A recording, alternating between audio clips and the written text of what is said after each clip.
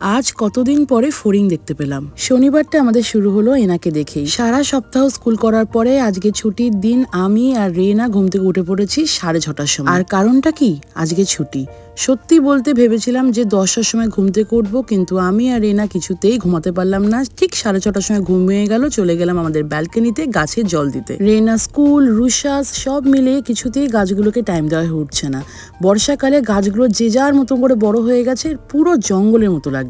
একটা জিনিস যে কি ভালো লাগে যে যখনই আমি গাছগুলোতে জল দিতে যাই, রেনা আমার পেছন পেছন চলে আসে আমাকে হেল্প করতে। আর ব্যালকনিতে এই গাছগুলো থাকাতে কত পাখি পোকার যে আনাগোনা, সেগুলো দেখতে যে কি ভালো লাগে। আমি আর রেনা তো চুপটি করে বসে ওইখানেই অলমোস্ট টাইমটা কাটিয়ে দিই সকালবেলা। কিছু গাছপালা কেটে প্রোপাগেশন করতে দিলাম, কিছু শুকনো পাতা পরিষ্কার করলাম। এই যা, গাছপালার পরিচর্যা করতে আর কি লাগে, তাই না?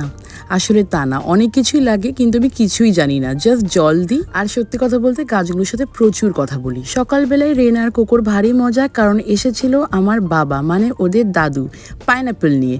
রেনার এটা প্রথমবার পাইনাপেল ট্রাই করা। প্রথম দিকে ভেবেছিলাম একদম ভালো লাগেনি। কোকো অনেকদিন ধরেই আবদার করছিল যে পাইনাপেল খাবে, তাই বাবা নিয়ে এসেছে।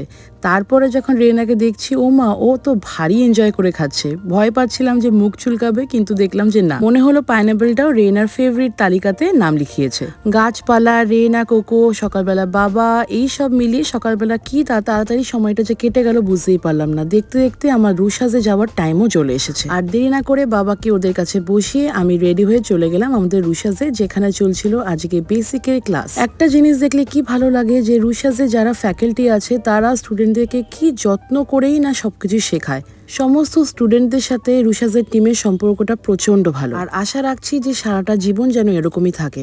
আমার বহু পুরনো স্টুডেন্ট আমার সাথে এখনো কন্ট্যাক্টে আছে। তারা আমাকে ফোন করে, মেসেজ করে, ইভেন কি আমাদের ক্লাসে যখন কোনো ওয়ার্কশপ হয় সেগুলো তারা কিন্তু অ্যাটেন্ড করে। ক্লাসের শেষে আমি একটু নিজের রূপচর্চা করলাম, মানে পায়ের একটু নেলস করলাম। পায়ের দিকে তাকানোর হাল থাকে না। ইভেন কি স্টুডেন্টের হেয়ার কাটিং এর প্র্যাকটিসে আমি হয়ে গেছিলাম মডেল। অলমোস্ট 1.5 বছর পরে হেয়ারটা একটু ট্রিম করলাম। অনেকে আমাদের রুশাসের পেজে মেসেজ করেছে যে পুজোর আগে কোনো হেয়ারের ওয়ার্কশপ, মানে কেরাটিন বা স্ট্রেটনিং এর কোনো ওয়ার্কশপ হবে নাকি। আমি পেজে সেটা আপডেট অবশ্যই দিয়ে দেবো। সন্ধ্যাবেলা রুশাসের কাজকর্ম সেরে চলে এলাম বাড়িতে, আর করছিলাম একটু পেন্টিং, যেটা ধরেছিলাম অনেকদিন আগে, কিন্তু কিছুতেই আর শেষ করা হয়ে উঠছে না। দেখা যাক কবে শেষ হয়। Thank you for watching. সবাই খুব ভালো থেকো। টাটা।